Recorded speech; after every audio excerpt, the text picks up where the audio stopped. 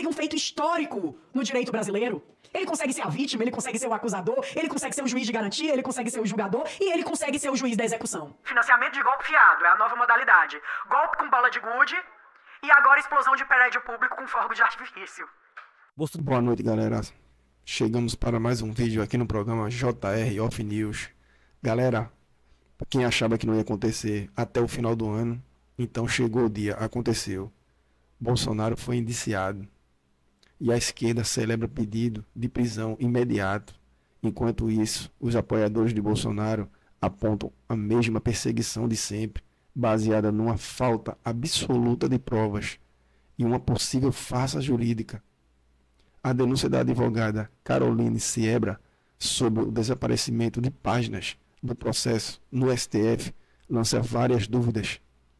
Isso será justiça mesmo ou o fim da democracia no Brasil? Assista o vídeo agora e tire suas próprias conclusões. Nós que nos sentimos impotentes diante de um sistema injusto e perseguidor. Hoje ainda temos muitas pessoas presas. Pessoas como o caso do Marco Alexandre, que está 1 ano e 8 meses preso preventivamente sem denúncia. Isso é de arder os ouvidos de qualquer advogado. Temos outros, como o caso do Lucas Brasileiro, que retornou à prisão por risco de fuga de terceiro. Outras pessoas fugiram e o ministro acreditou que os outros fugiriam também, mesmo ele cumprindo medidas cautelares como o uso de tornozeleira eletrônica de forma abusiva, porque o CNJ prevê a revisão de 3 em 3 meses e nunca foi revisado o uso da tornozeleira eletrônica. Ele estava em casa quando foi preso. E a alegação é essa, risco de fuga. Os demais que continuam presos também estão presos por risco de fuga. Preventivamente. Na verdade, a gente pode dizer que não é uma prisão preventiva. Eles estão cumprindo pena antecipada, o que é proibido no nosso ordenamento jurídico. Mas, senador, eu gostaria muito de não estar aqui hoje pedindo que o devido processo legal seja cumprido, que as garantias constitucionais dessas pessoas sejam preservadas. Eu não queria, de fato. Mas todo dia a gente ouve os ministros do STF que mais parecem influencers aparecendo na televisão e falando, fazendo piadinhas e chacota com a dor e o sofrimento alheio. O ministro, que hoje é presidente do STF, falou que a anistia não caberia porque essas pessoas não estão condenadas, todas em sua grande maioria. Ora, veja bem, o ministro agora fala em legalidade. Como esse mesmo ministro pode falar em legalidade diante de tantos processos ilegais que passam diante do nariz dele? Que ilegalidade de ocasião é essa dele? A gente não está numa mesa de self-service, onde a gente escolhe o artigo que tem que aplicar e o artigo que não tem que aplicar. Os artigos da Constituição, os direitos fundamentais das pessoas, que são cláusulas pétreas da nossa Constituição, que não podem ser modificados ou abolidos, eles têm que ser utilizados. E não é o que acontece hoje. Essas pessoas não eram para estar sendo julgadas pelo STF. Na nossa doce ilusão, no dia 8, 9 de janeiro e dias seguintes, ali, a gente acreditava que teríamos um processo justo. A gente acreditava que essas pessoas que iriam passar pela audiência de custódia iriam ser liberadas porque aquela prisão era completamente ilegal. As pessoas que estavam aqui dentro do Senado, a casa que menos sofreu dano no seu plenário, todas as pessoas que foram presas dentro do Senado estavam dentro do plenário. E ficaram dentro do plenário porque a polícia aqui disse que era o lugar mais seguro. Mas, na verdade, eles estavam sendo feitos reféns até receberem ordens superiores de prenderem essas pessoas. Alguns deles nunca saíram da prisão, continuam presos.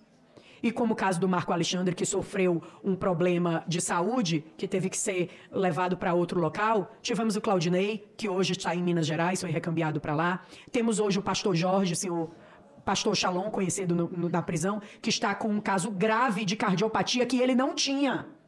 Hoje ele tem um sopro cardíaco de 6, nível 6, que é o último nível. Uma bomba relógio. E com todos os estudos e doutrinas médicas, ele é meu cliente, senador, eu coloquei no processo dele um pedido de prisão humanitária para tratamento de saúde. E a PGR, que outrora tinha aceitado a soltura dele, mas que o ministro não soltou porque ele tinha um nome igual de um criminoso, esse caso é bastante conhecido dos senhores, o nome dele é igual de um criminoso falecido já há muito tempo. E a PGR já tinha deferido a soltura dele, se manifestado pela soltura, e o ministro deixou preso por conta desse homônimo. Hoje ele padece de um problema no coração e a mesma PGR se manifestou que ele passasse por uma junta médica. Não sabemos se ele irá passar pela junta médica essa semana ou se mesmo ele irá aguentar passar pela essa junta médica. Mas estão brincando com a vida alheia, com a vida das famílias que estão aqui fora sofrendo. E se fosse o pai de vocês, como é que seria? É muito bonita a história do golpe, da tentativa de golpe de Estado. Até daria uma série bonita do Netflix ou de algum canal de streaming. A história do Homem-Bomba, que usava fogos de artifício, parece que a gente está diante de um festival folclórico. Um golpe sem armas, pessoas sem poder de dar o golpe, ninguém para assumir aquele poder quando o golpe fosse dado, pessoas que esperaram a polícia chegar, grandes criminosos que esperam a polícia chegar. Diferente daqueles que essa justiça, que se diz justiça, não foi capaz de ir atrás, que foram os que escalaram os prédios do Congresso. Só temos uma pessoa presa que a gente tem imagens de fato, que é aquele rapaz do relógio, que, por sinal, a Polícia Federal colocou as imagens, eu até agradeço por isso, depois de mais de um ano, colocou as imagens, e aquele cidadão lá, ele passa por todas as casas. 2 minutos depois dos manifestantes chegarem na frente do Congresso, aquele cidadão já estava dentro da sala das lideranças, tocando fogo na sala das lideranças. E eu questiono a quem não conhece e quem está assistindo em casa, que não conhece o Congresso. Alguém de vocês sabe onde é a sala da liderança aqui no Congresso? Porque ela não é exposta para todo mundo. Então só sabe quem conhece. O que é que esse homem, 2 minutos depois, estava fazendo lá tocando fogo? Sozinho. Posteriormente, ele estava na Praça dos Três Poderes, jogando pedra na polícia. Depois, ele estava dentro do Palácio do Planalto, derrubando o relógio. O mesmo homem. Um homem foi capaz de danificar a Praça dos Três Poderes. Ele está preso, mas também justifica uma condenação de 17 anos. Quebrar vidraça é tentativa de golpe de Estado?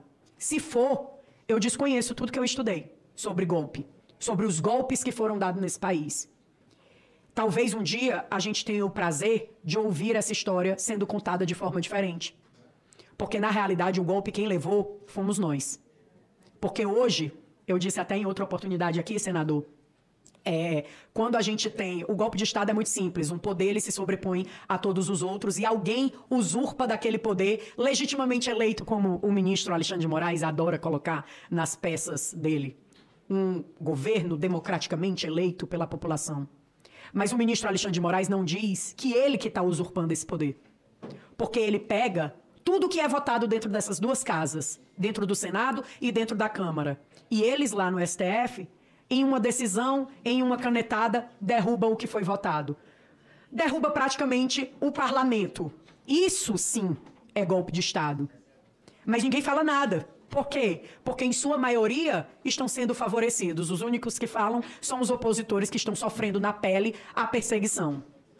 Falaram tanto do governo passado, que era perseguidor, que era isso, que era aquilo, mas, como o próprio senador Flávio falou em outra ocasião, me apresente pelo menos uma portaria que o presidente Bolsonaro tenha feito cerceando o direito de alguém. Me apresente um ministro do Supremo que prendeu uma pessoa sem o devido processo legal. Me apresente a imprensa acusando pessoas de terrorismo quando era um crime que nem característica tem para terrorismo. Essas pessoas, elas hoje levam uma mancha nos seus nomes. Pessoas, inclusive, que tiveram fotos postadas pela grande mídia. Homens e mulheres honradas que tiveram fotos em jornais como terroristas. Em uma página esquematizada por esse controle, onde a página dizia contra-golpe e trazia a foto das pessoas que se manifestavam. A manifestação, ela, quando é de forma pacífica, ela é permitida pela nossa Constituição. Mas eu retorno ao meu início. Essa Constituição, por esses ministros, está sendo escolhidos artigos que podem ser usados e os que não podem. Os artigos que eles querem, que eles se afeiçoam. E aí a gente vê essas aberrações acontecer com essas pessoas. Mas é muito bonito dizer que estamos defendendo a democracia e dar discurso, como a gente ouviu do ministro Alexandre de Moraes essa semana, queriam explodir o STF com fogos de artifício. Só acredita quem não lê ou quem só lê a chamada, né? Porque isso a gente costuma ver muito nas redes sociais. O povo só lê a chamada da matéria e não lê o que é que tem ali. A pessoa com fogos de artifício, um rojão na mão, ela teria a capacidade de explodir o STF? Será? Ou explodir qualquer prédio que seja? Será que isso aconteceria? Mas o mais hilário desse novo episódio da série 8 de janeiro, além da história do deputado Gaia, que supostamente iria financiar um golpe de Estado quando ele não era nem deputado. Então, assim, a gente viu golpe de Estado sem arma, a gente viu financiamento com dinheiro público que ainda não tinha dinheiro público, então era um financiamento fiado. Financiamento de golpe fiado, é a nova modalidade. Golpe com bala de gude e agora explosão de prédio público com fogo de artifício. Eu acho que nem se a gente for para uma revistinha em quadrinho para a criança não vai se divertir tanto quanto essa história que esses ministros criaram. E o ministro disse nessa mesma fala, senador, que isso tudo foi criado pelo gabinete do ódio. Um gabinete que eles criaram na vã ilusão deles, na cabeça deles. E ontem eu questionei na entrevista que eu estava dando, e faço o questionamento aqui novamente, se ele tiver a oportunidade de me ouvir. Eu não sei se ele faz terapia, o ministro deveria fazer, se não fizer, mas a terapeuta dele devia dizer que nem tudo é culpa dos outros, que às vezes a gente tem culpa nos problemas. E hoje, se a gente tem um país polarizado, pessoas com ódio, pessoas doentes mental, como aquele rapaz que foi lá e se explodiu o rojão, né, na cabeça. A culpa é sua, ministro Alexandre de Moraes.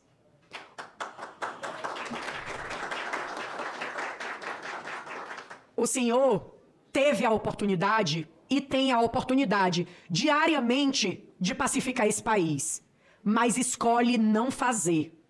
Escolhe deixar pessoas inocentes presas. Escolhe deixar pessoas com problema de saúde grave padecendo dentro de um presídio.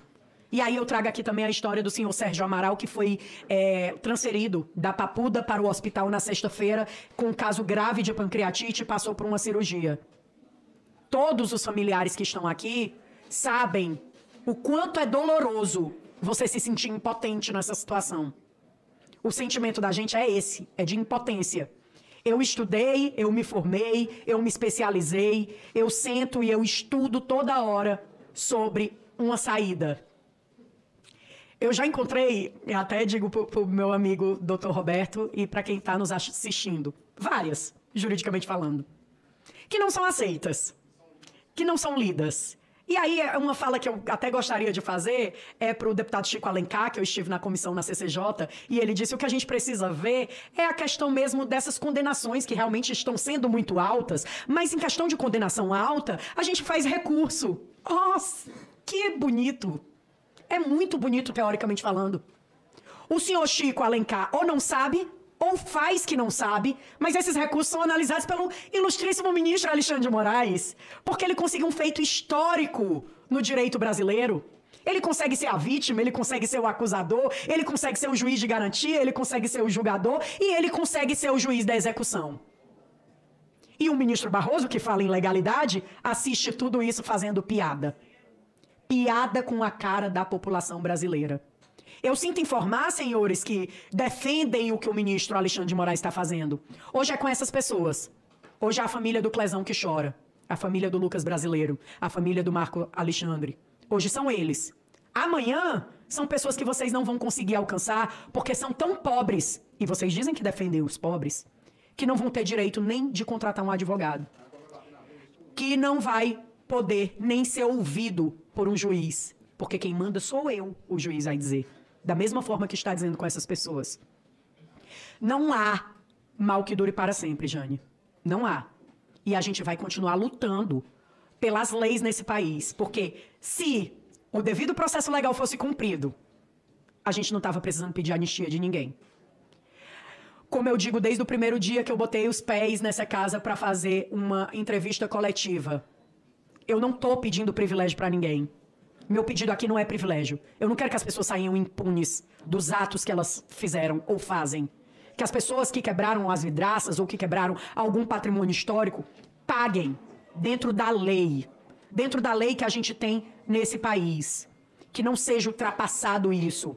Porque isso já passa a não ser mais uma democracia. Sem direito à defesa, não tem democracia. E aí a gente vai e volta um pouco na história e vamos trazer o julgamento do Lula, né, que eles tanto criticaram. Lula teve direito a todas as instâncias. Lula foi julgado por vários juízes e, mesmo assim, descondenaram para ele concorrer a uma eleição, né? O Lula teve o rito do processo dele e as defesas dele todas sendo analisadas não só por um único juiz, mas por vários. E, mesmo assim, eles falam em ilegalidade. É muito bonito o discurso de vocês. E agora vem para a prática. Cadê aquele pessoal que defendia direitos humanos? Direitos humanos, porque vocês que são contra os direitos humanos. Cadê esse pessoal quando Clezão morreu? Alguém dos direitos humanos foi visitar vocês lá na casa de vocês? Mas se fosse um bandido, tinha ido. E quando a gente faz essa crítica, que é uma crítica que é real, dizem que a gente está dizendo que os direitos humanos é seletivo. Agora me responda, depois de mais de um ano, os direitos humanos é ou não seletivo? E a OAB? Vamos trazer para a OAB aqui. Eu perguntei em uma comissão, senador, se existem advogados mais advogados do que outros. Porque eu tenho 2 OABs, né? Uma do estado de Ceará, que é o meu estado, foi quando eu entrei, né? E tem uma aqui do Distrito Federal. E as minhas prerrogativas são violadas todo dia. Todo santo dia. Todo santo dia um advogado é feito de chacota no Supremo Tribunal Federal. Todo santo dia, um advogado tem que ir presencialmente pegar a cópia de um processo em pleno 2024. Implorar em processos físicos e sigilosos. Confesso que até o meu medo ali, quando o ocorrido lá até eu saber de tudo do ocorrido lá do rapaz que soltou o rojão na frente do STF, era que explodissem e sumissem com os processos. Com as provas das ilegalidades que o ministro cometeu. Eu confesso que eu tenho medo que isso vire chamas em algum momento da história.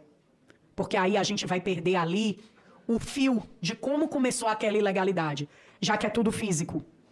Né? E eu juro, confesso que até as comarcas mais distantes do estado do Ceará, os processos são eletrônicos hoje em dia. Afinal de contas, passamos por uma pandemia onde tudo era feito eletronicamente, mas na Suprema Corte Brasileira a gente tem processos físicos e sigilosos.